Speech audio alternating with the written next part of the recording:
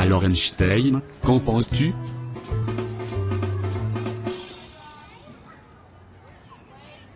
Eh bien, c'est intéressant. C'est une bonne vision de la gestion du CRM sur un point de contact. Alors je dois m'adapter aussi? Oui. Mais ceci ne représente que la partie aval du CRM. Le principal défi CRM de SFR, au-delà du service client, c'est de réduire au maximum le taux d'attrition. Cette donnée est le nerf de la guerre. Pour SFR, le taux d'attrition, c'est le pourcentage de clients se tournant vers la concurrence. Le taux d'attrition, c'est la clé?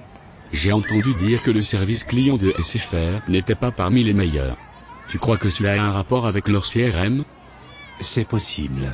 En tout cas, il semble que le niveau de partage de l'information chez SFR soit moins avancé que chez Bouygues par exemple, qui fait figure de modèle du secteur.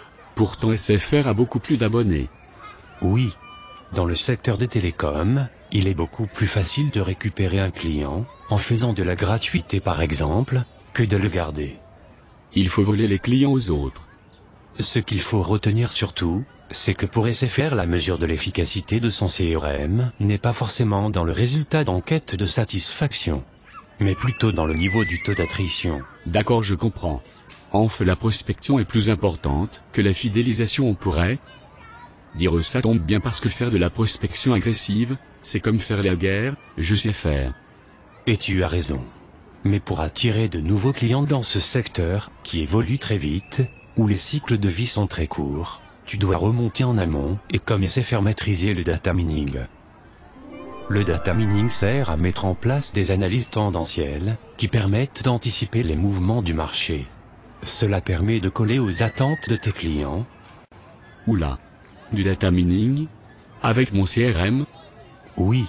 On constate en effet aujourd'hui de profondes transformations sur le marché des télécommunications qui changent la relation client. 1. Le déploiement de la fibre. 2. La 4e licence, donc l'arrivée de Free dans le monde du mobile. 3. L'arrivée de la technologie 4G. 4. La présence sur le web. Enfin, l'impact des nouveaux terminaux comme l'iPad.